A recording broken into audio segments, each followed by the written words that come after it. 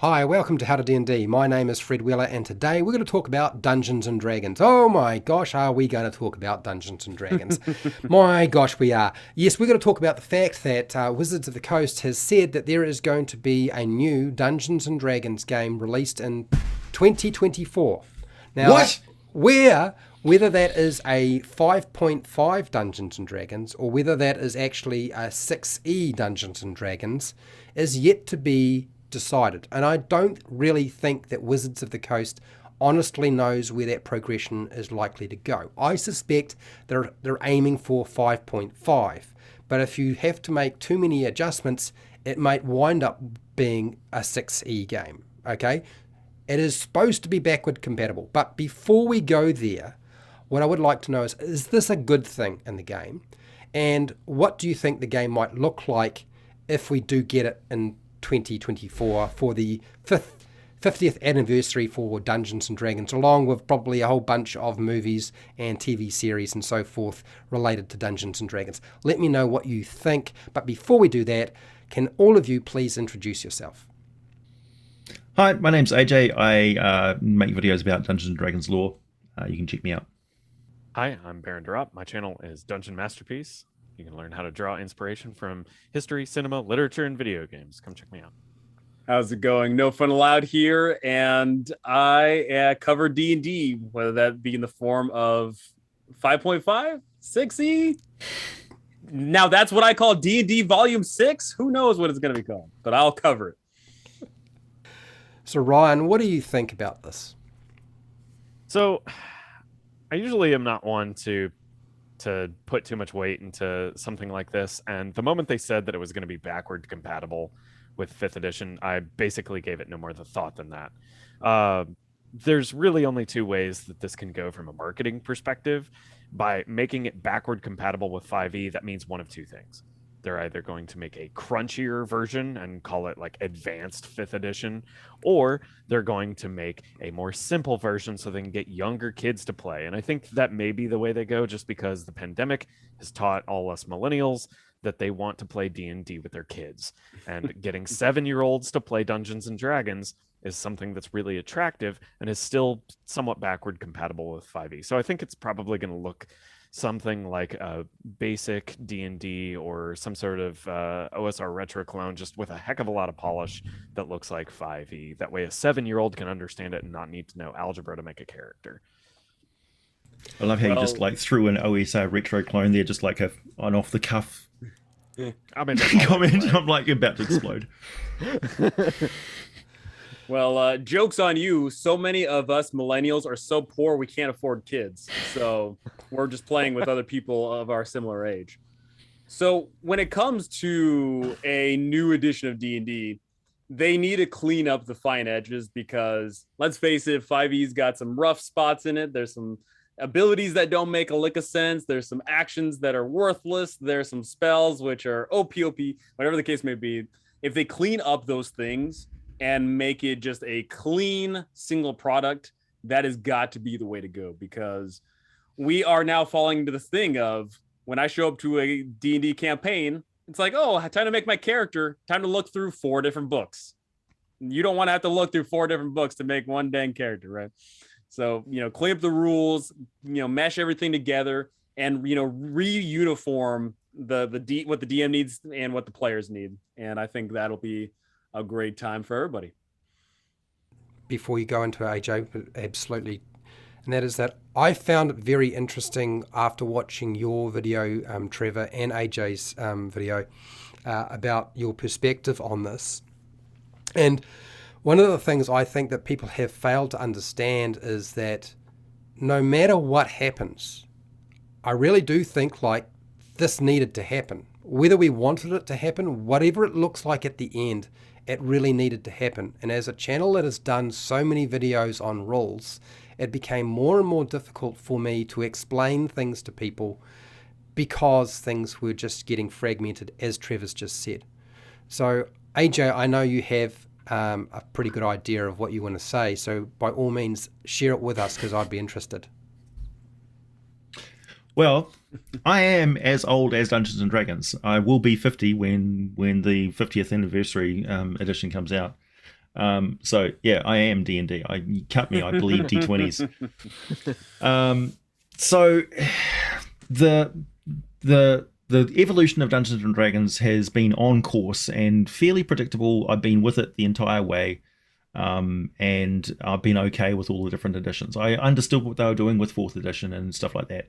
The majority of players now are brand new, and they are the 5th edition is their first game, and it would be crazy for them to come up with a non-backwards compatible game. What we see in Wild Beyond the Witchlight is what 5th edition is turning into.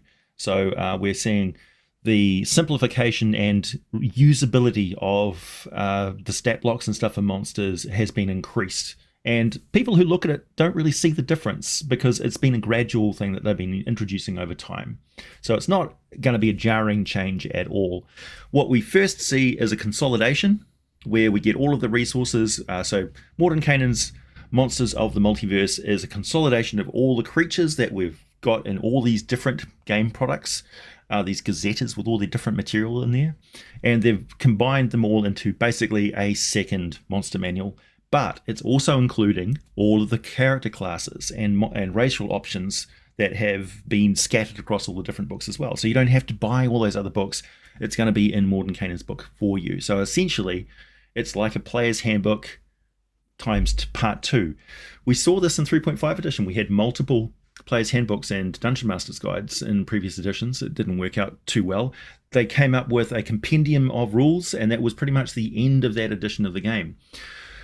And then they went into Crazyverse and came up with very radical ideas in 4th edition, which it was too much and too early. But I think the current players of the new player base of the game is ready for that sort of we've got advantage and disadvantage dice have ruled out a lot of the math and worrying about cover and flanking and all that sort of stuff. Things that we thought were absolutely integral to the game, like encumbrance and alignment and things, turn out they're not. The restrictions on races and classes and things like that have been lessening over time, and it's been great because I've got more options for making nuanced characters than I ever had before. So I think in 6th edition or 5.5 or wherever it is, D&D Advanced for 5th edition, we're going to see greater options for your racial characteristics, for your heritage, and your culture will be separated from each other. So you could be a dwarf who was raised with elves, or a bugbear who's a bodyguard for a rich noble or something like that. So you'll have more options. Don't forget, in 3.5 edition, we had savage species. You could play any sort of monster that you wanted to. I had a troll player character, for instance. It's not new. So more flexibility. Instead of simplifying, I think we're going to see a diversification of Dungeons and Dragons into the different mediums that it's being played on. So we'll have stage version of D&D. We'll have the kids version of D&D. We'll have the board game version of D&D. We'll have the based on the movie version of D&D. We'll have Masters of the Universe D&D. We'll have your Happy Meal McDonald's D&D. So what they need to do is they need to solidify what the core of the rules is, which 5th edition has done very well, and then add on those modular parts to make customized Dungeons and Dragons for your target audience. And I hate to say it, but print isn't conducive to that. Online media is conducive to that. So we're going to see more and more online-only content that is optional, add-ons and things like that you can add into your Roll20 or whatever platform. And it makes sense that Wizards of the Coast will come up with a platform of their own through D&D Beyond, maybe, or maybe they will be working on something in the background. It's probably going to take them 2 years to come up with something that we should have had from the beginning. And hopefully, my wish list is just, I hope they sort out psionics. There's something deeply unsatisfying about what they've done with psionics at the moment. And the other thing I need to put out there very strongly is, if you are a previous edition fan and you've liked Planescape and you've liked Dark Sun and things like that, don't expect Wizards of the Coast to rehash old nostalgic stuff that was around before 5th edition. They're not going to. It's never coming back. No. It's never coming If you want that, there's third-party stuff for you on the DM's Guild. That's the medium that Wizards of the Coast has allowed us to use. Don't expect our future access to all of the materials to be on the DMs Guild either.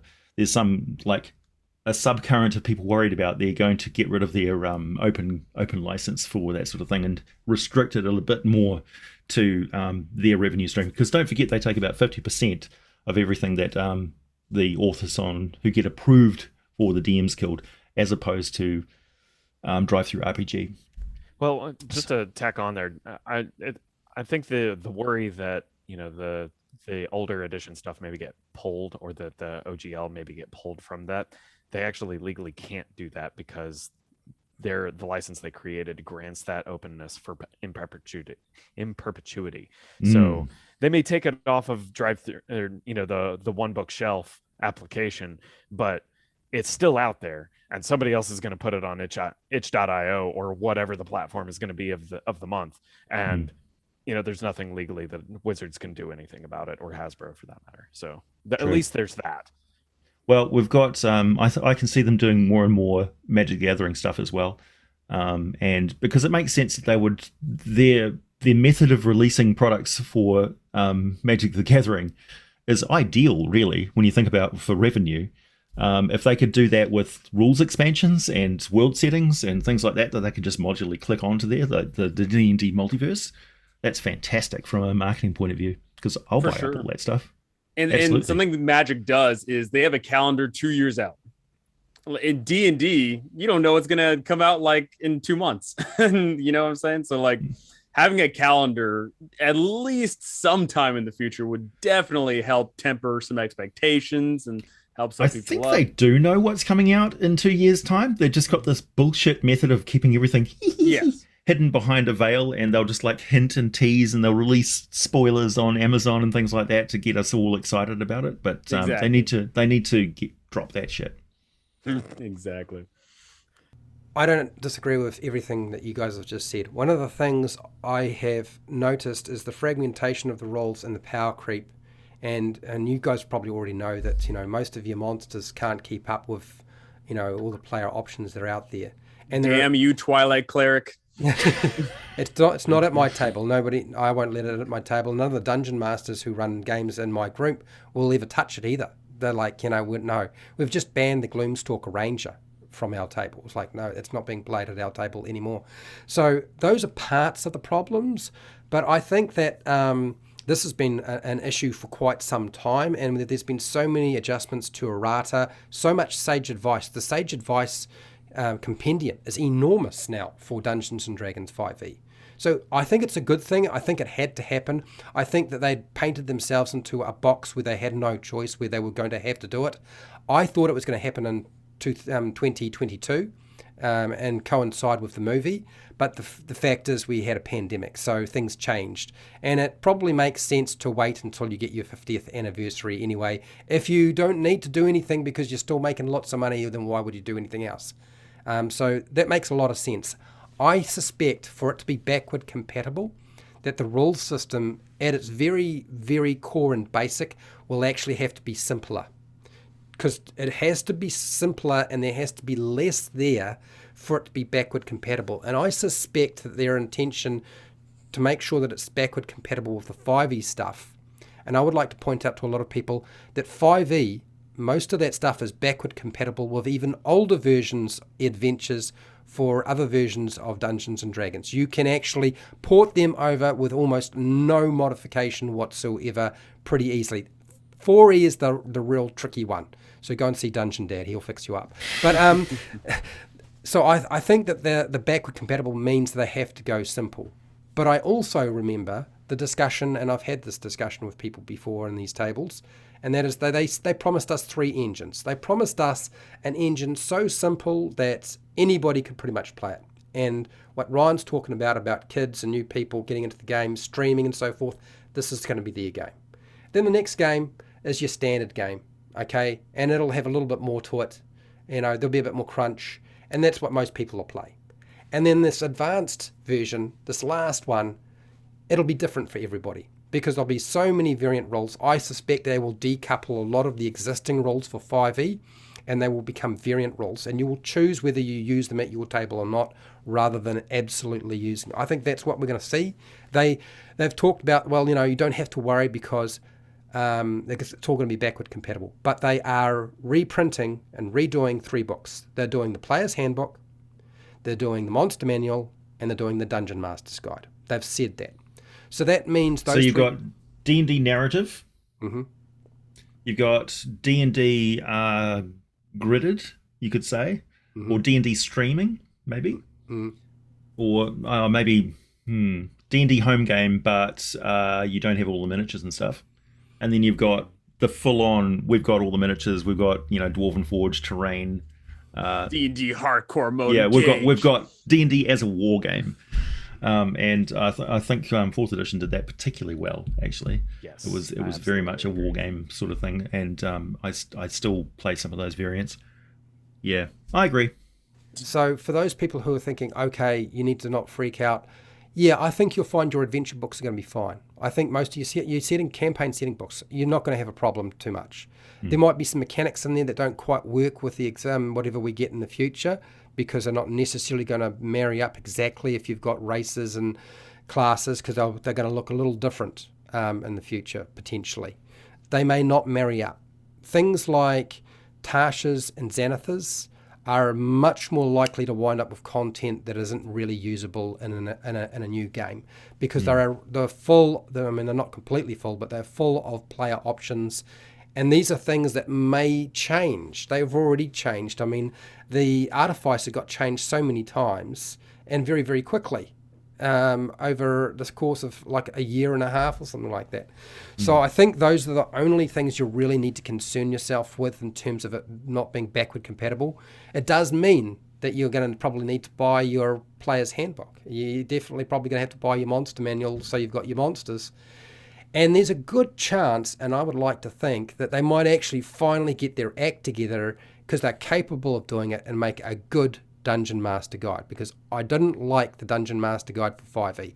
I think they are capable, they've done it before, they can do it again, and actually put what you need in there. Because right now, it doesn't do what new players need and new Dungeon Masters need, and it doesn't do what experienced Dungeon Masters need. Now, you might say there's nothing that you can do for experienced Dungeon Masters. Yeah, but they are capable of doing that. They're more experienced than any of us, and I'm 50. There's about 3 pages on the Dungeon Master's Guide that I use on a regular basis. Like 3 pages. You could have put that in the Player's Handbook. That was the tables for airships and stuff like that, and all like the futuristic weapons and things. And mounts and overland travel. That's about it. The only page that I really use is the chart on the quick build monsters. It's the only thing that I've really used consistently. And mob combat. Mob combat is very good as well. Yeah. But that's even like some of the variant options in the Dungeon Master's Guide should have been fleshed out a bit more, I think. Mm-hmm. And I think the reason they didn't flesh those out is because they hadn't play tested them, so they didn't have any feedback. They didn't know. They had no idea what they were going to do in the game, so they couldn't tell you what the pros and cons. So maybe that'll be the feedback that they'll be seeking over the next couple of years. Yeah, and they have said that they are committed to heavily playtesting everything now. That includes the adventures, that includes the monsters, that includes everything. They are playtesting the bejesus out of it. So the success of D&D Next into 5th edition was through the playtest packages. Yep. And they need to not lose sight of like that fundamental fact is that's one of the things that made this current edition so good, and also it's the streaming. Yeah, it's just the perfect marriage of technology and a game medium that was perfectly suited for it. Yeah. A question I have for y'all is: do you see them getting rid of 5e's vestigial thumb, the bonus action? I hope so. I really do. It is one rule within the whole system that trying to explain to people how it works. When I was starting out back in 2014, running games for public games and stores and so forth, it was a pain in the butt. I really do. If they finally get rid of it, I'll be quite happy. There's a few other things they could get rid of, or at least just make, optional. But I feel like just get rid of the bonus action. It's too confusing. Exhaustion, a fun experiment that ultimately failed, or do you think it'll continue? Does anybody use it? I use it all the time. I break it all the time. I use it all the time, but yeah, I think there could be way better gradients than just disadvantage, movement, you're dead. Yeah. Like that's pretty much it. Like they put a spell in there, which is essentially a radioactive mist that causes exhaustion, and you can instantly kill somebody with that. Just a couple of wizards who use that spell and like grease or something like that, you're doomed. Mm-hmm. Yeah, I had so I ported over for a very dragon heavy campaign, a topaz dragon, and the closest thing I had to it from second edition was to just have the breath weapon do crap damage, like 12d4, whatever damage, heat damage or whatever. But also, if you fail your save, you get a level of exhaustion. You get hit with that twice. You're not looking good anymore. So that was limping around. You can't do anything. Yeah, they got rid of level drain and things like that. I think that's good because level drain was a real math crunching. Like I dreaded those monsters, not because of how dangerous they were, but because I'd have to make changes to my character sheet. Yeah. Or you would forget that they were there. I mean, how many times I remember those level drains, and we would forget all the time, and then the dungeon master and the players, there'd be a big battle between them, like, you forgot to do this. Yeah. What do you do? Do you walk in with like 5 pre-prepared character sheets with your characters at different levels? No, it's an absolute nightmare. Absurd. Yeah, it was. Yeah. Especially now, because like the gap between a 4th level character and a 5th level character is astronomical. The gap between so-and-so character levels is just so insurmountable that like level drain would just be nonsense. One of the big debates as well is that, particularly in the Facebook groups that I'm a part of, is I'm okay with characters retiring at level 10 because it doesn't make any sense that the 15th level character would be going around dungeons and knocking down things, not when they could make 400,000 gold a year as a bishop of a church that they run, that has power over the kingdom that they're building. So, yeah. I think Matt Colville hit the nail on the head when he came up with Kingdoms and Warfare, where Dungeons and Dragons basically needs campaign building and world building for characters. So you retire from the adventuring life and you go into the world of politics and stuff, and that's just as full of adventure. Or they go off world and they become the legendary heroes and on the path to being gods and immortals, like you'd want. Right. Yeah. But we need to acknowledge that the people aren't playing past 10th level, and they shouldn't be expected to. And they never have. Like back in second edition, first edition D&D, you hit level 9, there were rules for building strongholds at that point. Yeah. So, Matthew Colville, like, yes, his literature on the subject is original for 5th edition, but the concept is definitely not. That's been there since the game was created 50 years ago. Yeah. So, however, one thing I would just absolutely love to see, because I hate the class so much, I hate the character class so much, just from a design principle, I'd love to see Warlock cleaned up to not look like a redheaded stepchild of 4th edition that got ported into 5th, because everything else has this heritage that dates back to, they can draw for inspiration from all these other character classes from prior editions, except for the Warlock. And the way you build a Warlock character in 5th edition is so dramatically different and counterintuitive compared to how you do any other class. Like, how is a Warlock arguably different than a sorcerer lore wise if you were to just give it why is the Warlock not so picture this, right? a subclass of sorcerer? The doors of the Wizard Academy open. They take the sorcerer and throw him out on the street and say, "You're not a spellcaster, you have superpowers, you're a mutant." And the Warlock's in the background going, "Yeah, they wouldn't let me in either, but I got this here." Yeah, Warlock's like a cultist, right? They're the ones who the wizards go, "Oh, you shouldn't read that book," and the Warlock's right in there reading it. Right. Yeah. But mechanically, out, like they're out of the library. I'm quite okay with the idea of a sorcerer having superpowers, and that opens up so many different possibilities, like physical abilities and things like that. Like they've got sort of dragon-blooded and elemental and stuff. Like a Genasi shouldn't be a racial type; it should be a type of sorcerer. Totally agree. And I think one of the things that people need to sort of think very carefully before they get too upset about what's going to happen in the next couple of years is that the reality is that they have every intention. They've finally learned their lesson. They're going to make anthologies. So that means lots of, it's still going to be a big hardcover book, but there's going to be lots of little adventures in there that you can string together, because that's really what people want. They didn't really want these big campaigns that had no indexes in it, and you could never find anything, and it took you hours and hours or days or weeks or months to prepare because they were so complicated.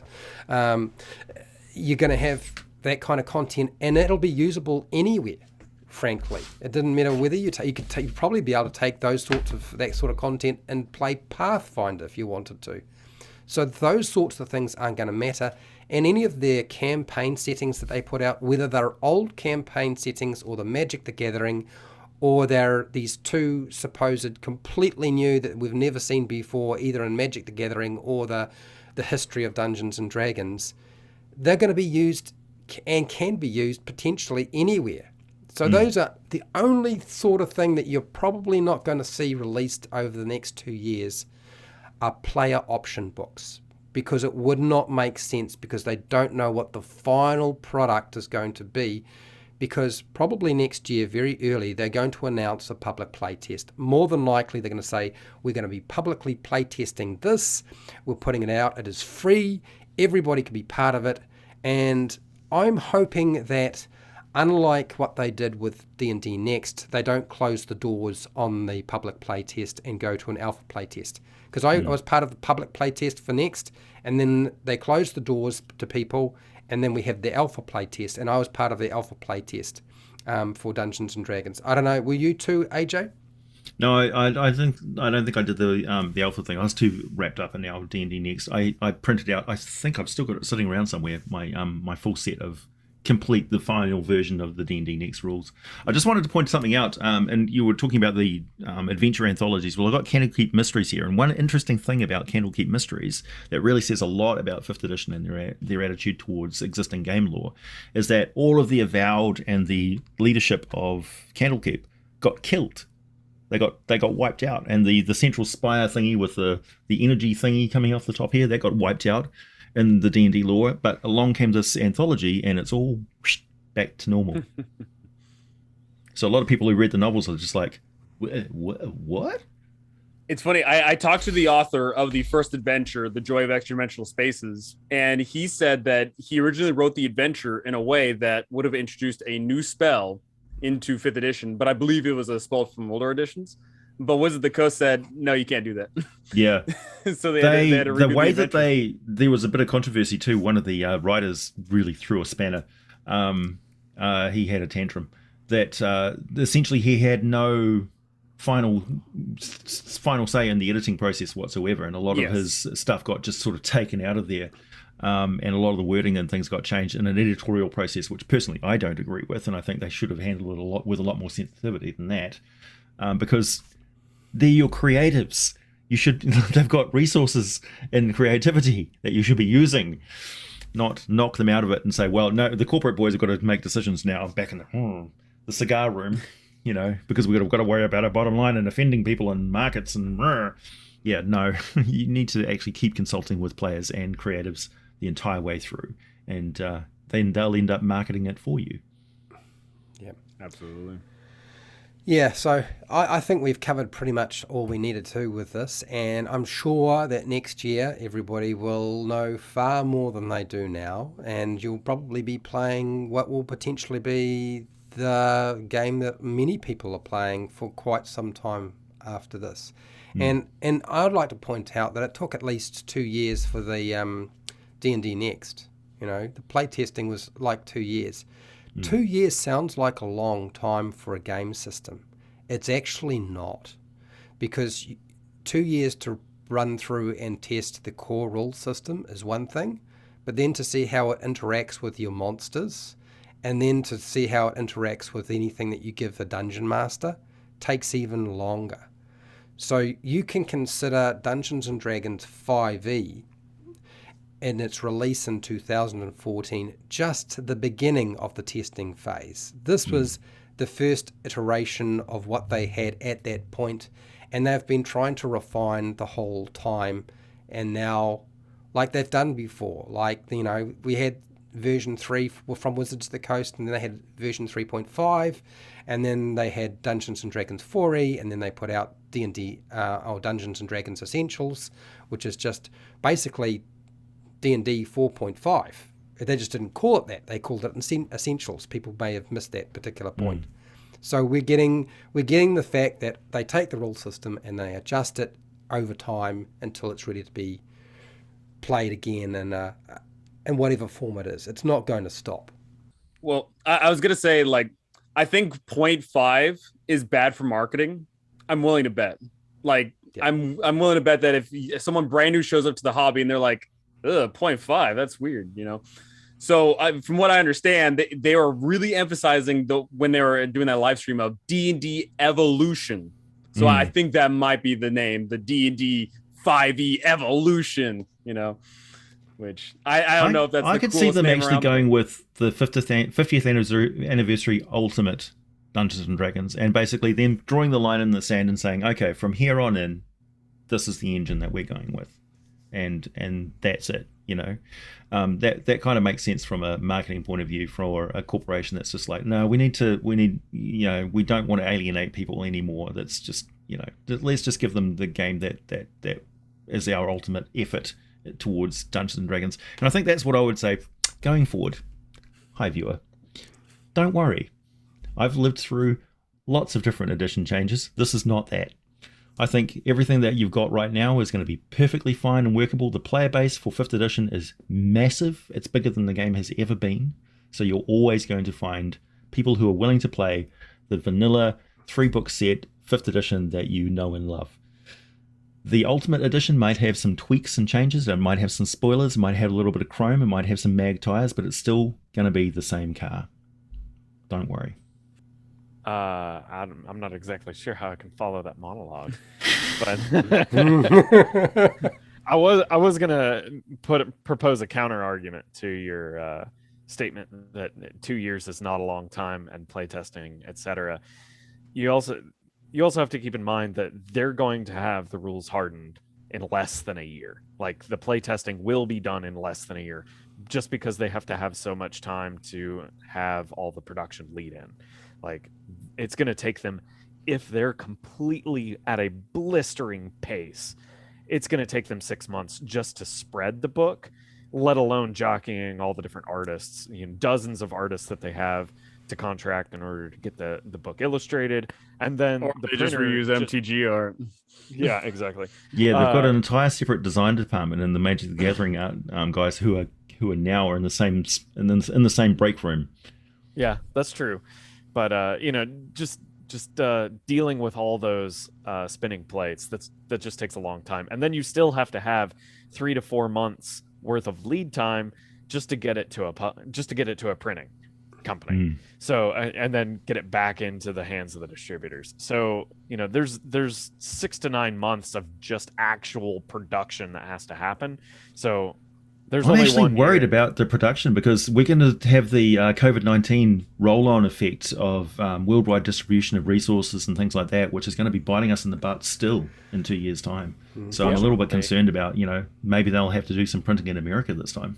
And the thing is, Wizards of the Coast is not like sitting here saying we're only working on the next edition. They're still pumping out adventures. They're still pumping out the supplement of areas. So they have not only the regular production cycle, but they also have something else tacked on too.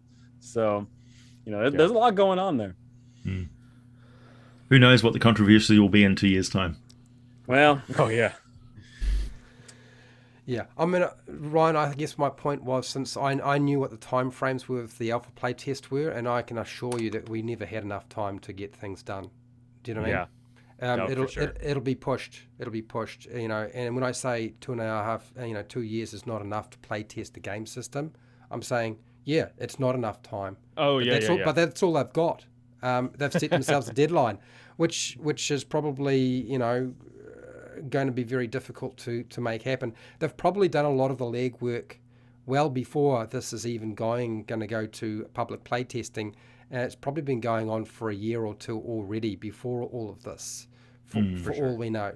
So they probably have a lot of the structures in place. So yes, there's probably been a little think tank going, have we got enough yet to push fully into an update, or can we stretch it out for another year or so? So yeah, now they've finally reached the point where it's like, okay, we've got a list of errata this long, and we've got a list of all these different character Or classes and races. they build up hype and then get us to all play test it for free.